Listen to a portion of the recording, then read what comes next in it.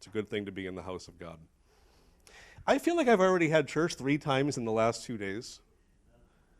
You know what I mean by that? Does that make sense? We went to the Nutcracker yesterday in Boston. I'm thinking of beginning a career in ballet, but I have a lot of catch up to do.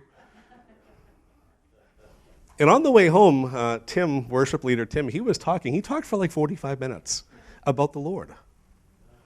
And that car was just filled with a sense of God's presence. And I came to Sunday school this morning. I was dragged. I needed some coffee. I'm not sleeping well, ever, kind of.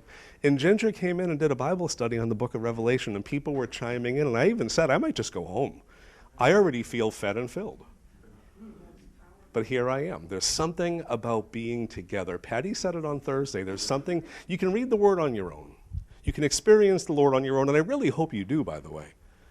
But there's nothing like being together.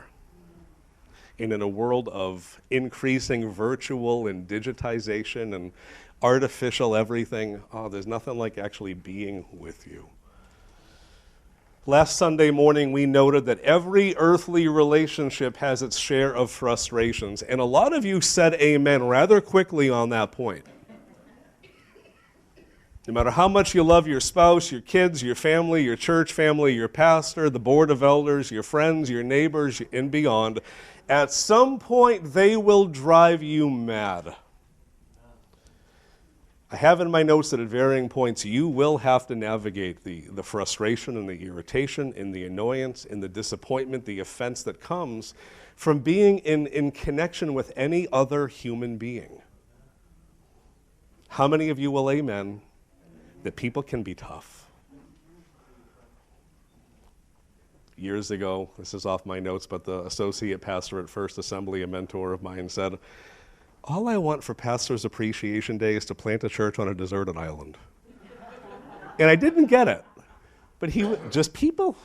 No, you guys make my job too easy in some regards, but yeah, just people can be a challenge. But I want to segue to the point of this very brief 2-part series, because I'm probably going to revisit this topic after the new year from a different point of view, because we're entering into Christmas. But this principle of frustration relationally is also true of our relationship with the Lord. And if you're going to be a long-term disciple and you're going to run this marathon all the way until he comes or you die, you're going to have to at times put up with frustrations and offense in a Christward direction. Now, last Sunday, the notes are online. Please look at them. Please read them. If you want to, watch the video. I wouldn't listen to this voice, but people do.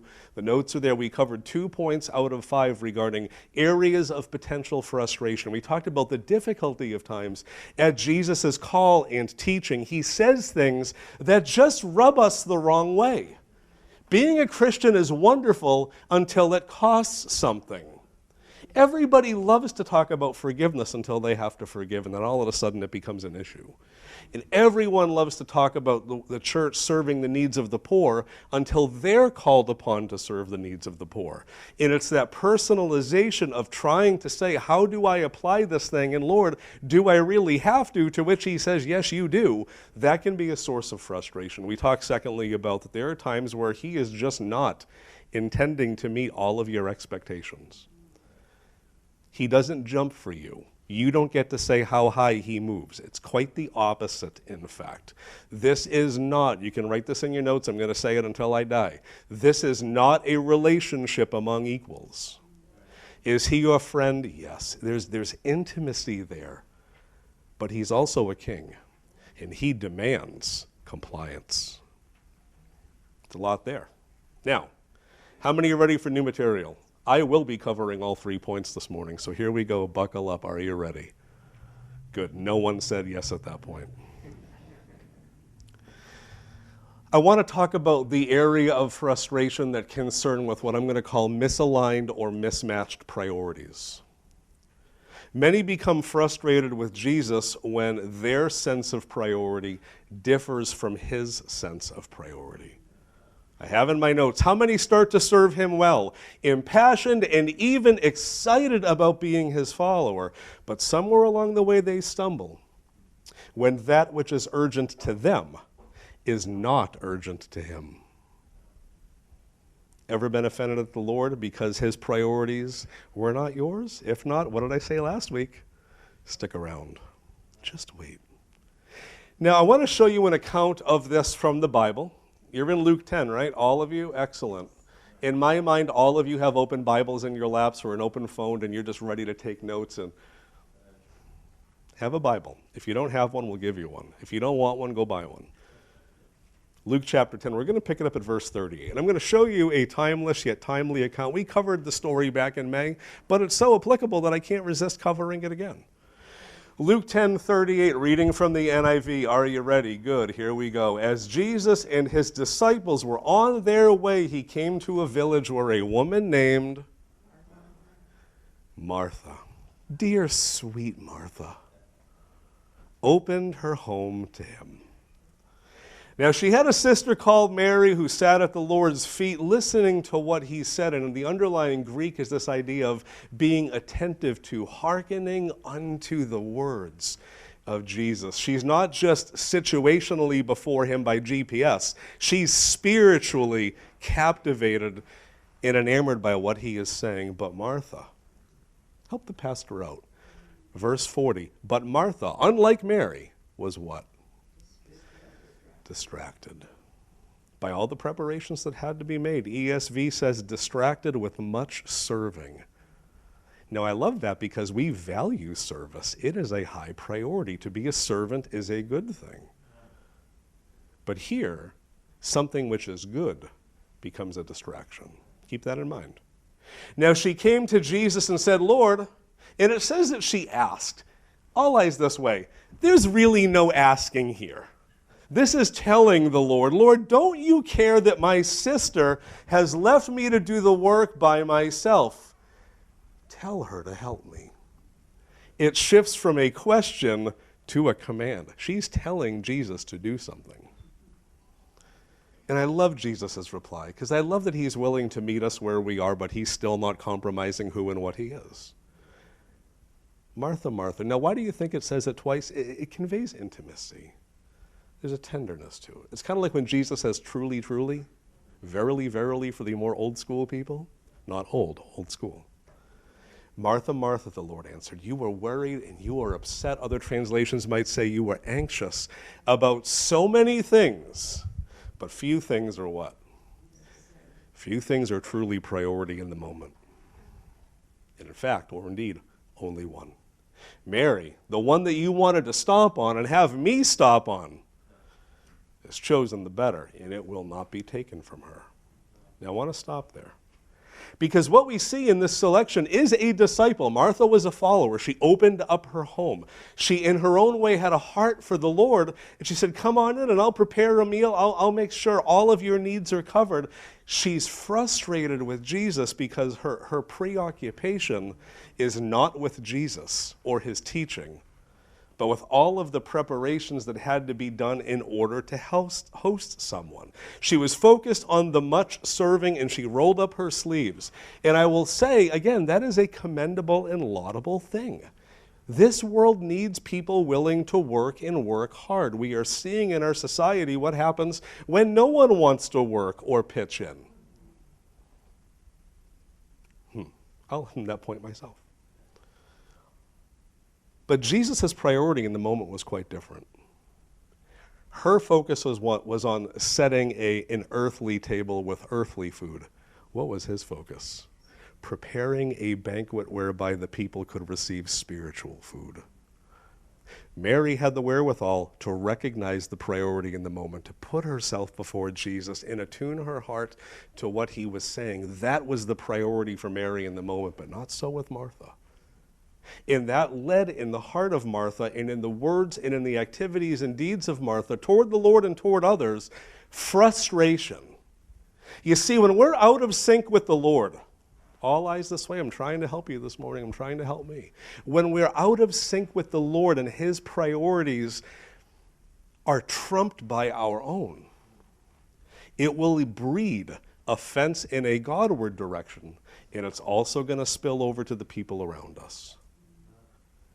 Martha loved Mary. They were sisters. But in this moment, something good had turned Martha into a bit of a villain.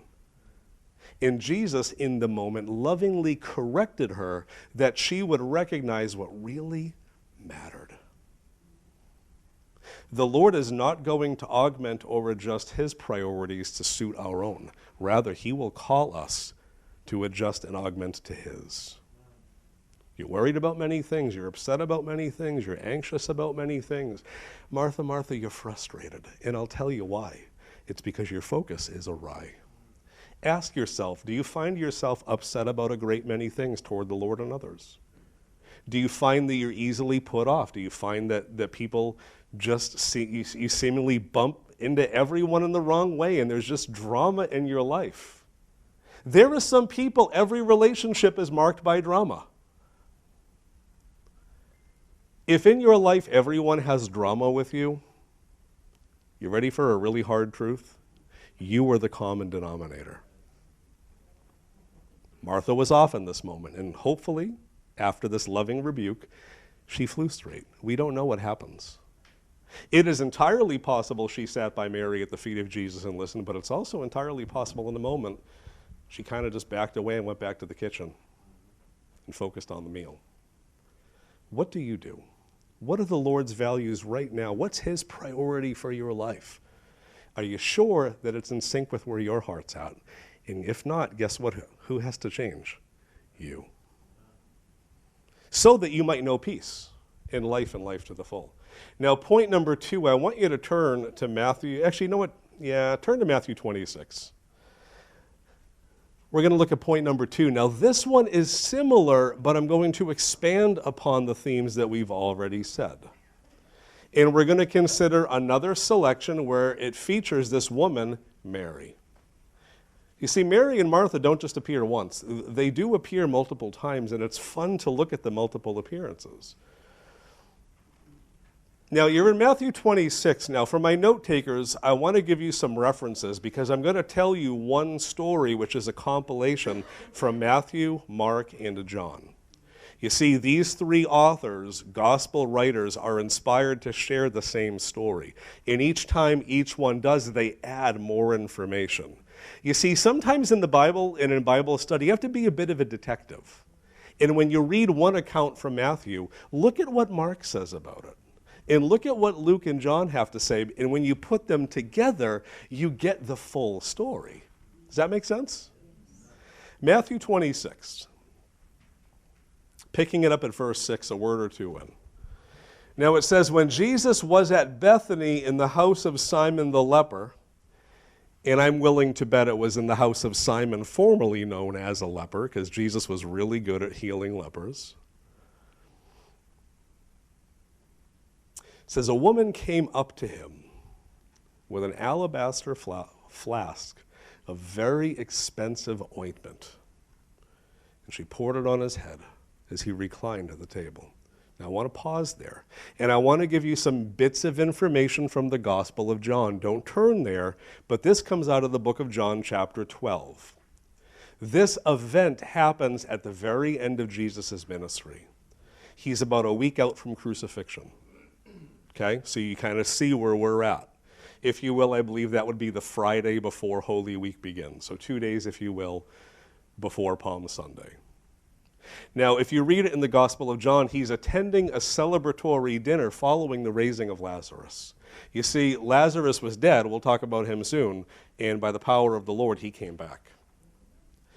And the people of that area wanted to have a little party. Because I'm going to be honest, if Bubba was dead and Jesus raised him from the dead, next Sunday we're having a party. Does that make sense? People loved Lazarus, and they wanted to celebrate the Lord who was responsible. Anybody want to venture a guess as to who was doing all the cooking and cleaning for the event, who was hosting it? It was Martha. It says in John 12, Martha was there serving away and just busy bee. Now, if you read it in John, the woman who pours the alabaster flask, anybody want to guess who it was? It was Mary, the sister of both Martha and Lazarus. And if you read John 12, this is what it says. Don't turn there, but I'm just filling in some more blanks.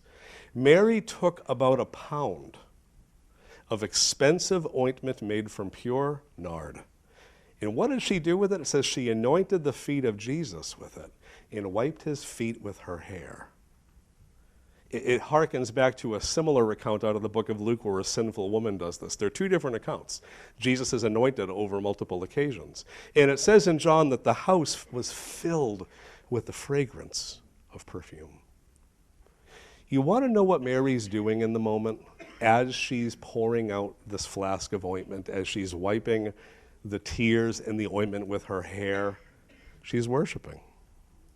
She doesn't care who watches. She seeks and solicits no permission. She just does. Her brother was dead. And now he was back. And the one who was directly responsible for that was in her presence, and she was not going to miss her moment. Gang, I implore you, don't miss your moment. Don't miss your moment. Now, I can almost in my mind's eye smell the fragrance. It fills the house. Use your imagination, use your senses. Can you envision this? What was the response of the people who were looking on? You see, I would love to think that in the moment, if I were there, I would look at that and say, oh, that is a beautiful, beautiful scene for one who is so worthy. It'd be nice to think that I use what little hair I have and I start to join in. We laugh, but I'm sincere with this. If Jesus were to manifest, I'm hoping that we who love him would want to honor him. However, you're in Matthew 26, right? Let's look at verse 8. Are you ready? But when the disciples saw this, they were overjoyed. What does it say? They were indignant. That's a strong word, by the way. It speaks to an anger and a frustration. There's a bitterness here. Why this waste? For this could have been this could have been sold for a large sum. It could have been given to the poor. Now again, we talked in point 1 about mismatched, misaligned priorities. The disciples in this moment are expressing something that conveys a good priority. Helping the poor is a great thing. But in this moment, it was not the priority. And Mary once again had figured out what the priority was, and it was Jesus. By the way, if you want a little more information, you can read in Mark 14 where it gives a total regarding how much this thing was worth. You ready? 300 denarii, which is the equivalent to 300 days' wages. Gang, she didn't just get him a Dunkin's gift card and put it at his feet. Mathematicians, help me out. If you make $50,000 a year over 365 days, ballpark for me 300 days. Throw a number at me. Tim Lee, you're smart mathematically. Is 40 grand about accurate? Can we just say that? He went to bed at 4 in the morning. Keep Tim in prayer. He's finishing up school, getting that bachelor's degree done. She dropped about $40,000 on this moment. Do you think she was wealthy, in a sense? Do you think that she had other flasks just sitting around at home? She's giving the very best she has, and when she does, she's criticized for it by people who should have known better. Why? They're frustrated because their priorities in the moment were not in sync with Jesus's, who entertained and welcomed her worship. And Jesus says this, you're in Matthew 26. Look at verse 10. Jesus, aware of this, he's always aware. He says to them, why do you trouble this woman? Now note, in the previous account with Martha, Jesus comes to the defense of Mary.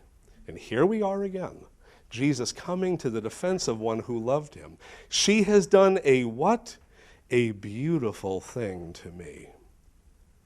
You'll always have the poor with you. It's an interesting verse, by the way. But you won't always have me.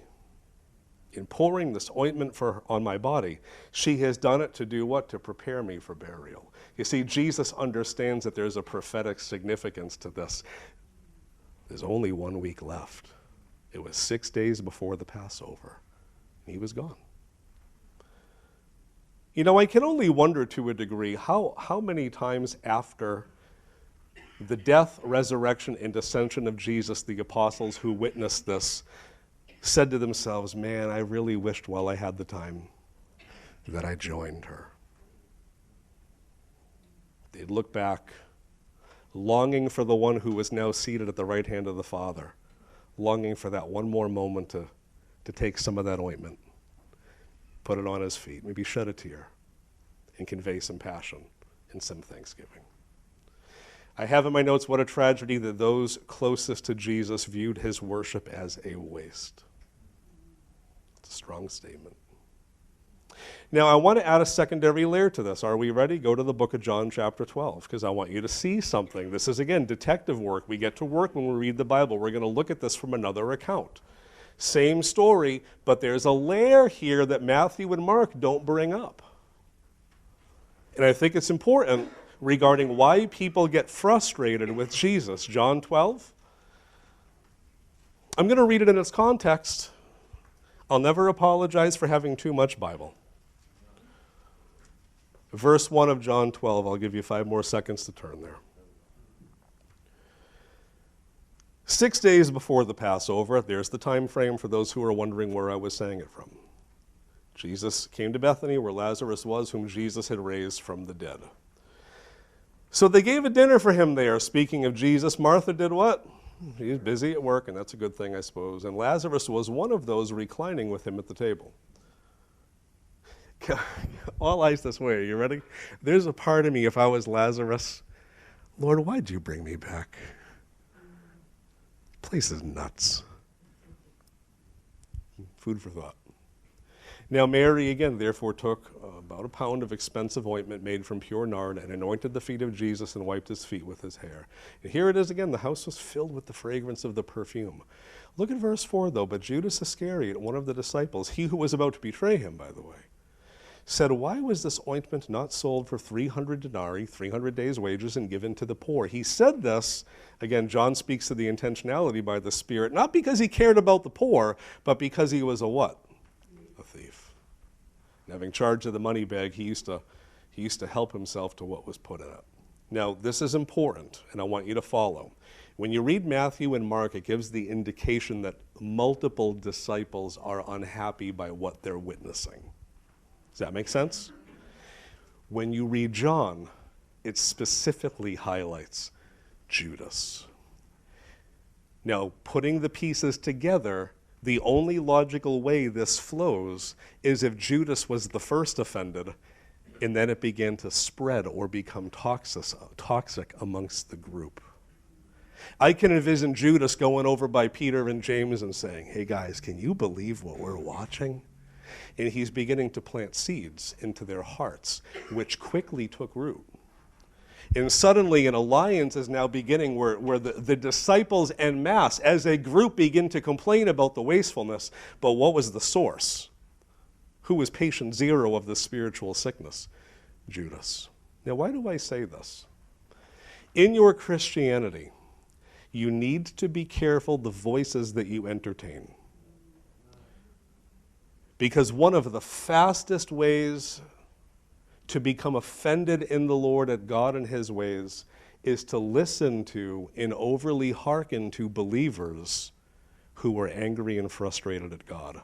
And their offenses, their frustrations, their anger, their bitterness can quickly become yours. And it's amazing how Satan will take that seed, allow it to be planted in your heart, and unsuspectingly, next thing you know, you're angered, you're triggered in a Godward direction. Happens fast when it happens. Peter, James, John, the rest of the crew, they didn't even see it was happening. But they're in the presence of the one who's being worshipped, and they're bitter about it because they listened a little too much to Judas, and they weren't focused enough on the Lord and on his ways. J.C. Ryle, if our friends will not walk in the narrow way with us, we must not walk in the broad way to please them. And this is what he says before I move on and close. Health is not infectious, but disease is. If you're a healthy individual, that's great. It's not going to help the person sitting next to you. But you walk in here with COVID, next thing you know, it becomes a super spreader event and everybody's sick. Disease is infectious in the earthly plane, and I would say in the spiritual plane. Watch for the voices that you listen to. Filter in the Lord. You'll be the better for it. Because as excited as you may be now, and I'll move on to point 3 and close, there's always a Judas ready to whisper in your ear. Point number 3. We'll end with this.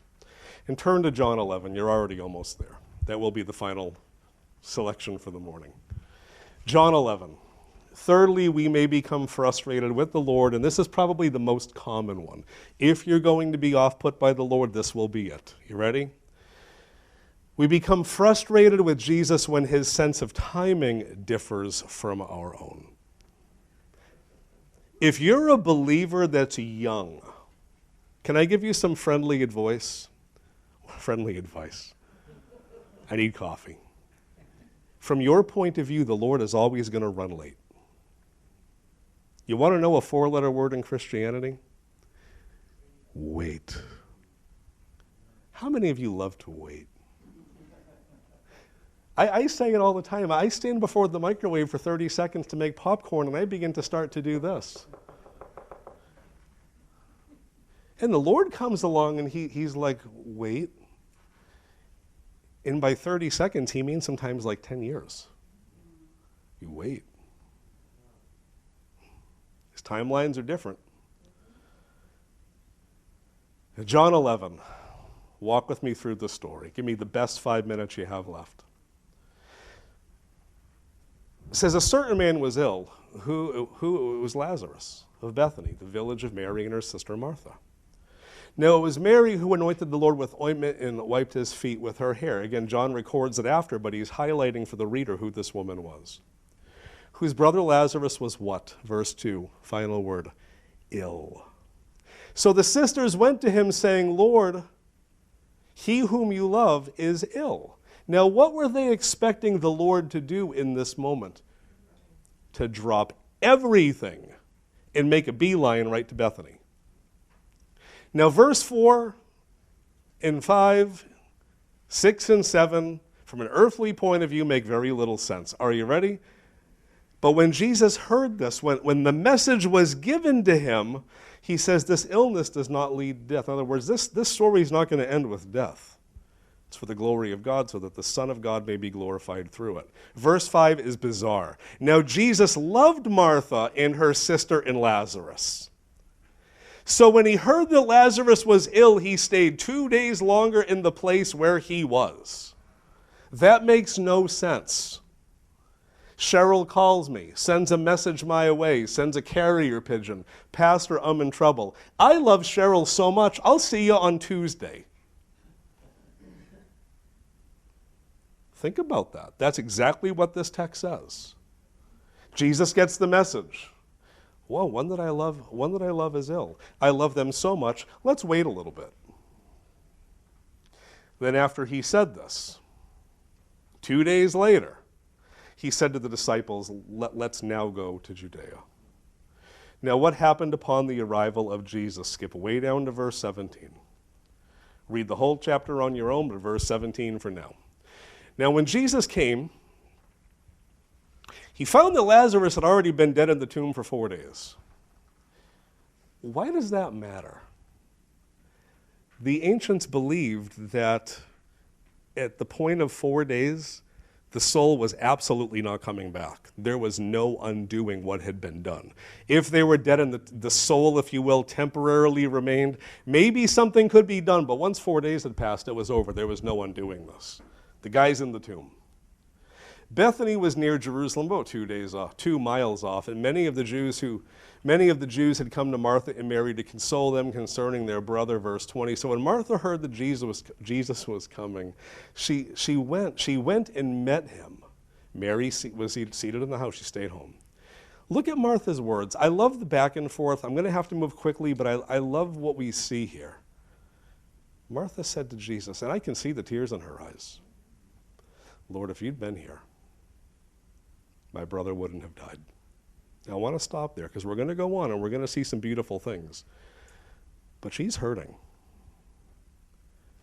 She's frustrated. When I hear, if you'd only been here, I can almost hear in her words, where were you? Verse 22, we finally see something with Martha that conveys a sense of faith. But even now I know that whatever you ask from God, God will give you. You see, it's amazing. Humans are very complex creatures. We can be both frustrated and faithful at the same time. It's not either or. It really is both. And at the inward level, she's broken, but she's still trusting. Jesus said to her, your brother will rise again. Now again, she's confused by this. Verse 24, she says, I know that he'll rise again in the resurrection on the last day. To which Jesus gives one of his famous I am statements. I am the resurrection and the life. Whoever believes in me, though he die, yet shall he live. And everyone who lives and believes in me shall never die. And he asks this challenging question, do you believe this?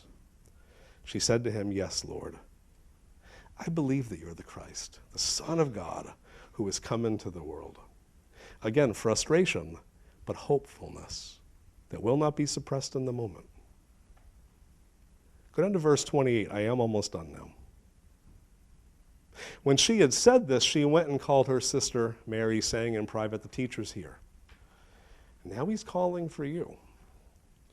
Verse 32, a few verses later now, when Mary came to where Jesus was and saw him, again, all three instances, what's her location in proximity to Jesus? Every time. At his feet. But again, we see here, even at his feet, there's frustration. Lord, if you'd been here, my brother would not have died. Once again, may I underscore, Lord, where were you? It can be a difficult thing to trust the timing of the Lord. I would say as a believer for 25 years now, it's probably the hardest thing. If you're going to be a long-term believer, there will be seasons he tells you to wait when it's the last thing you want to do. And I will say, after doing this for a minute now, this is where many people begin to drift away and abandon. But to those who are willing to stay the course, for those who are willing to trust, when it's seemingly impossible and there's no hope, faith yet avails. I love that Jesus viewed the illness and ultimate death of Judas as a net positive because it would set the context for him to do something incredible for those who were willing to trust him. Verse 33, when Jesus saw her weeping and the Jews who had come with her also weeping, he was moved in spirit and he's troubled. And he says, where have you laid him?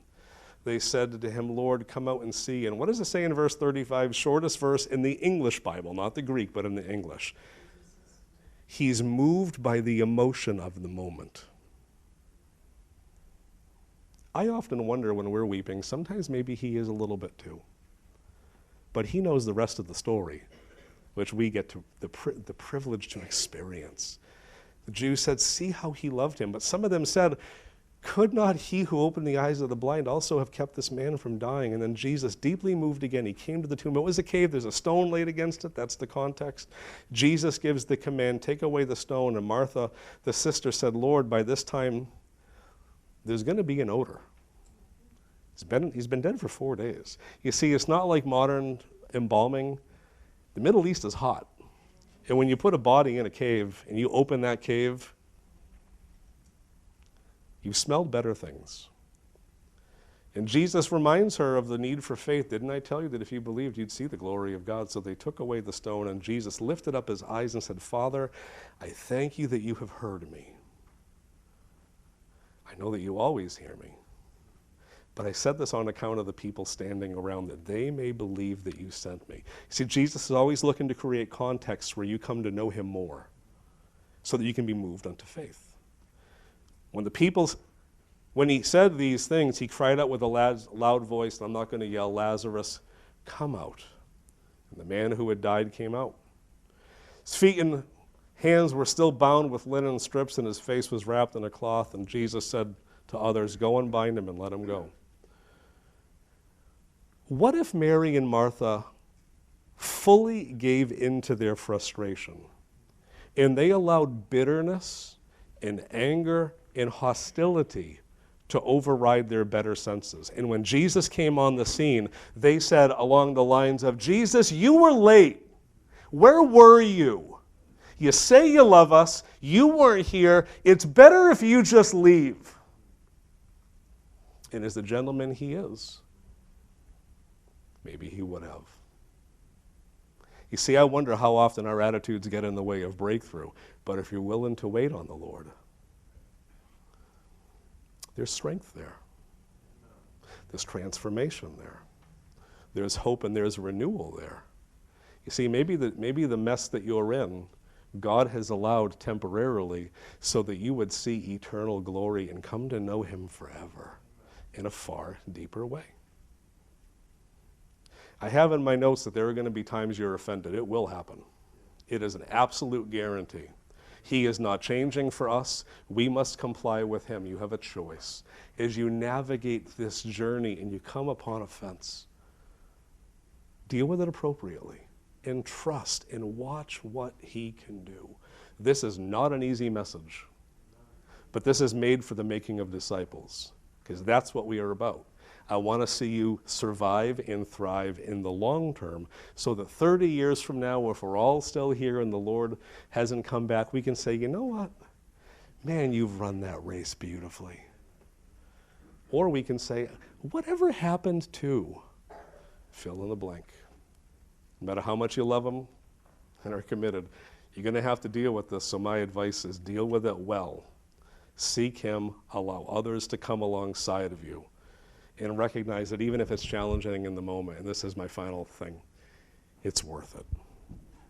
Heavenly Father, we come before you, and this is not an easy teaching. This is where it all is made or broken.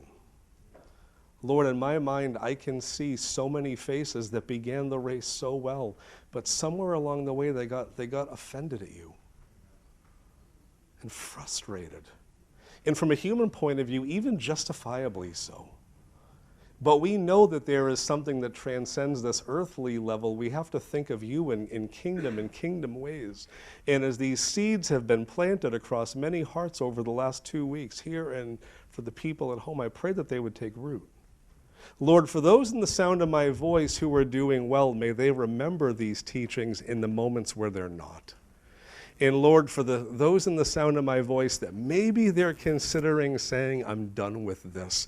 I don't want to wait. His teaching is too hard. His priorities are so dissimilar to my own. I pray that you bring them into a place of faith and humility and trust in the one who made them and saved them and is willing to do great and mighty things that we cannot even begin to imagine. Help us to stay the course, to trust you. Grant us the grace that is sufficient to do exactly that. And Lord, in this Christmas season now, as we officially enter Christmas at this church, sensitize our hearts to the wonder of Jesus, who came so far for us, who gave up everything for us so that we might come home to you. As we go our separate ways, I pray your blessing power. I pray your keeping power. I pray for your grace and your peace to richly abound in hearts and in individual lives and in families. May it spill over. And in this Christmas season, may it positively impact those who do not yet know you. May this be the year that they come to discover or rediscover you. In Jesus' name, amen. We're going to linger if you want to worship.